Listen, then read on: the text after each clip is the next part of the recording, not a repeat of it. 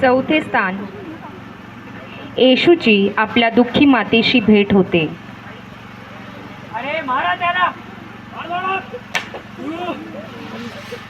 आपल्या पोटचा गोळा त्या अवस्थेत पाहून शिमोन संदेष्ट्याने केलेले भाकीत तिला आठवले.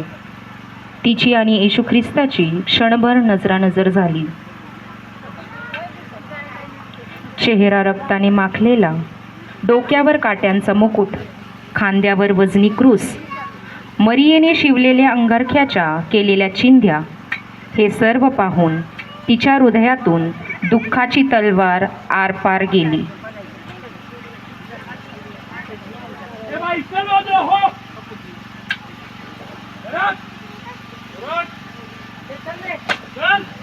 हे प्रभो आम्हावर दया कर.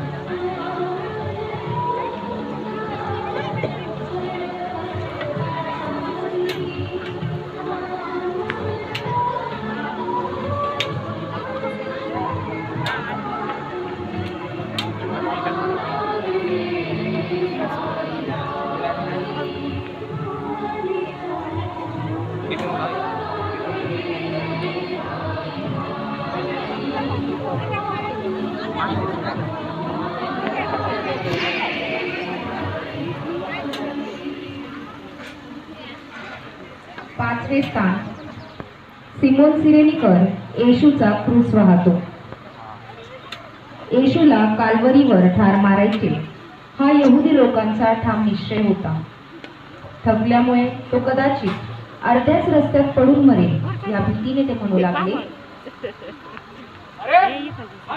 आसक्त झाला आहे. कदाचित वाटेतच मरेल.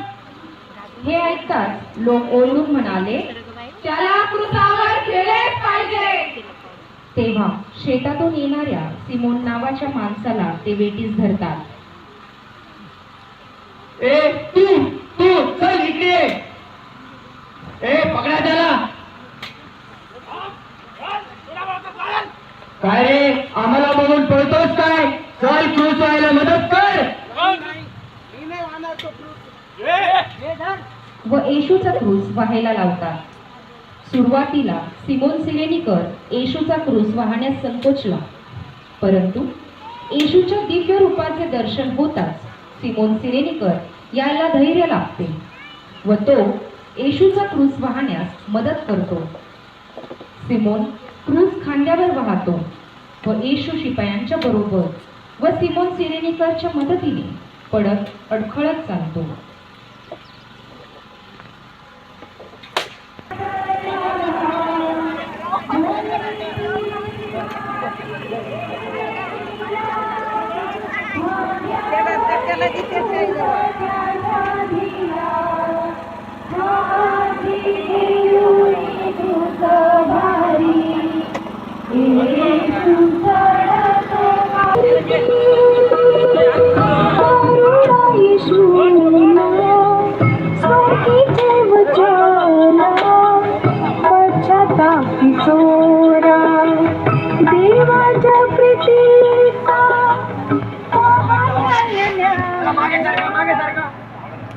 चला जरा पुढे या, जिकडे जमायचं प्लस.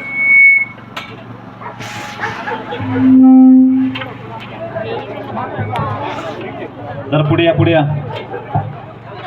भरपूर लोक मागे आहेत, त्यांना येऊ दे. पुढे या, त्यांना पुढे येऊ दे.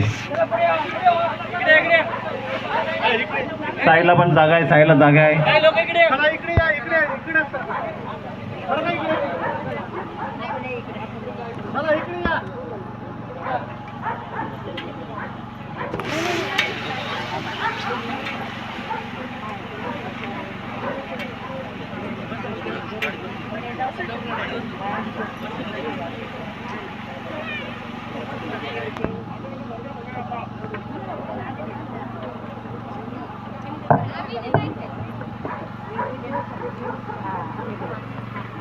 सहावे स्थान.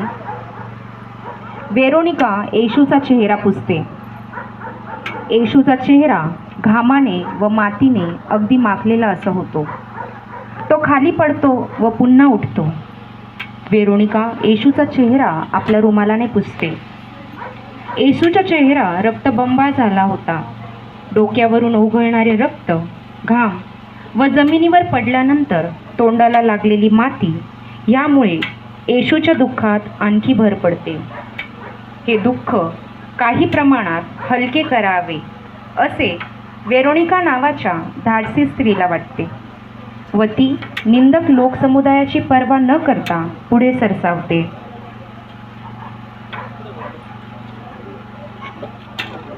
आणि आपल्या रुमालाने येशूचा चेहरा पुसते.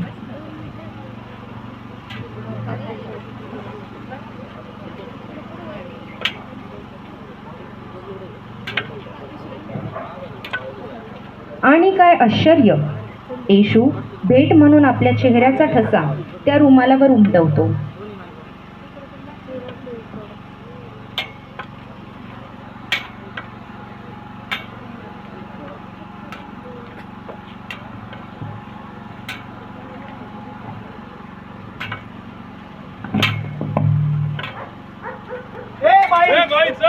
चल हो इकडे.